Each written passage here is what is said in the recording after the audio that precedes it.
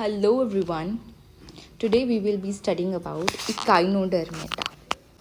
Okay इसमें हमारा जो मेन मेंबर है जिसकी हमने टाइप स्टडी करनी है आगे, that is Asterias, that is हमारे पास स्टारफिश, हमारा प्यारा सा स्टारफिश।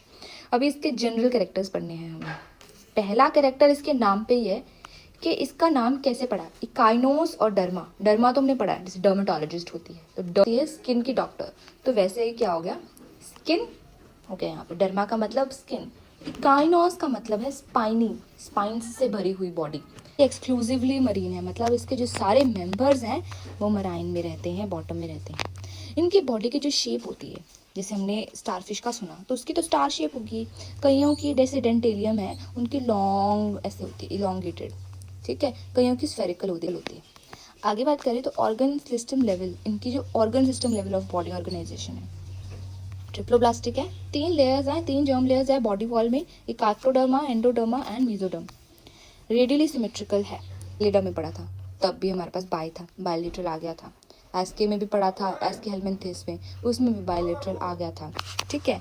और आर्थ्रोपोडा में भी हमारे पास बायलेटरल आ गया था। उसके बाद मोलस्का में भी बायलेटरल आ गया था। अब जो ये काइनोडर्मेटा है इसमें बायलेटरल नहीं, इसमें रेडियल आ गया। इतना आगे जाकर, इतने सारे फाइलम्स में आगे जाकर फिर रेडियल कैसे आ गया। इसमें जो अडल्ट होता है वो रेडियली सिमेट्रिकल होता है, पेंटामेरस टाइप का होता है ऑफन, बिकॉज उसकी 5 आर्म्स होती है, बट जो लार्वा होता है वो बायलेटरली सिमेट्रिकल होता है, ठीक है। ये इसका एक फीचर है जो हमें याद करना है। ट्रिप्लोब्लास्टिक ऑर्गन लेवल ही तो हम करते ही रहते हैं। एक्सक्लूसिवली मरीन भी एक पॉइंट है जो हमें ज़रूरी है करना, ये भी ठीक है, ये तो हमें पता ही होता है नॉर्मली भी, है ना, ये तो हम हर एक में ही करते हैं।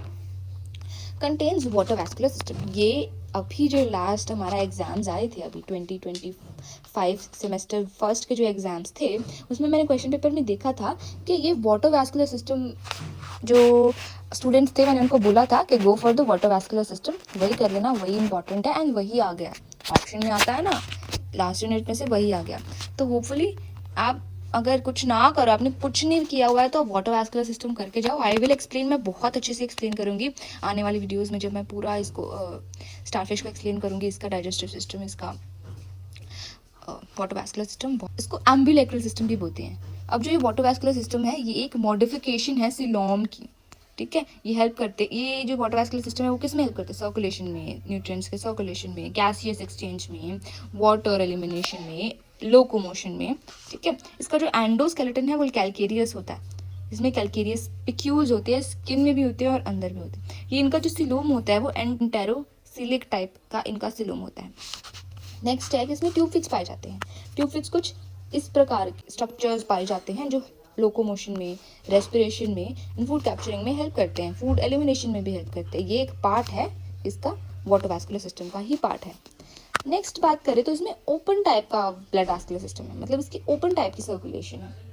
हार्ट इसमें एब्सेंट होता है, कोई रेस्पिरेटरी पिगमेंट नहीं होती, कोई हीमोसाइनिन, कोई हीमोग्लोबिन, कुछ नहीं होता इसमें, ठीक है। रेस्पिरेशन इसके बहुत तरीके से हो सकते हैं, इसके 4 तरीके से हमने रेस्पिरेशन पढ़ने हैं। ऑलराइट, ब्रांकिया, डर्मल ब्रांकिया और पैपिले, ये हम स्टारफिश में इससे ही रेस्पिरेशन होती है। ये बाहर की तरफ है, डर्मल पोर्स से कुछ पैपिले निकलते हैं जहाँ से रेस्पिरेशन होती है। आगे जाएं तो आ जाते हैं डर्मल बर्सा, जेनिटल बर्सा। अब मैं बता देती हूँ आपको, यहाँ पर ना पोजीशनिंग दे रखी है, पेरिस्टोमियल, जेनिटल, डर्मल, क्लोइकल। तो आपको आगे वाला याद करो और पीछे वाला ऐसे याद करो कि ये पीछे वाले उसकी पोजीशन बता रहे हैं कहाँ पर है, आगे बता रहे हैं कि है क्या चीज़ है। तो जैसे डर्मल ब्रांकिया मतलब स्किन के ऊपर होगा, जेनिटल बर्सा मतलब जेनिटल एरियाज के पास होएगा, पेरिस्टोमल बर्स गिल्स होंगे सी अर्चिन के पास, एंड क्लोइकल रेस्पिरेटरी ट्री होगा हैलोथोरिया के पास। क्लोइकल मतलब एक क्लोइकल ओपनिंग होती है ना, जहाँ पर जेनिटल्स की ओपनिंग होती है, क्लोएका इसको बोलते हैं।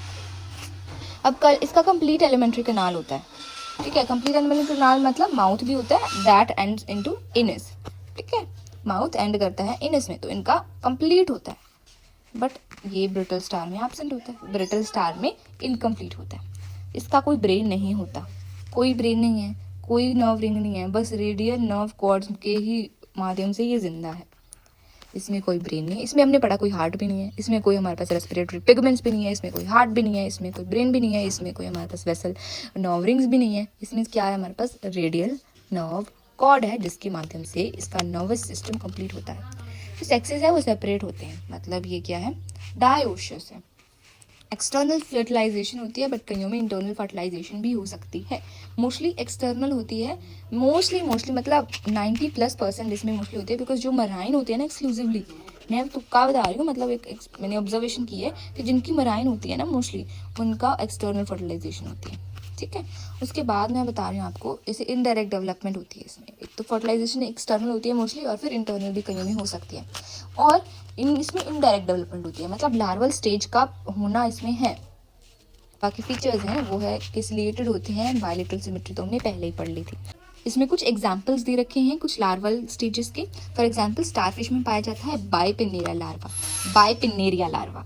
उसके बाद आगे हमारे पास ऑफियोप्लेटिस जो पाया जाता है ब्रिटल स्टार में। ब्रिटल स्टार में हमने क्या चीज़ पढ़ी थी कि इसमें इनकम्प्लीट डाइजेस्टिव सिस्टम होता है, और दूसरों में पूरे फाइलम में हमारे पास कंप्लीट होता है। डोलियोलेरिया किसमें पाया जाता है? फेदर स्टार में। एंड प्लूटिस टाइप का जो हमारे पास लार्वा है that is found in sea urchin.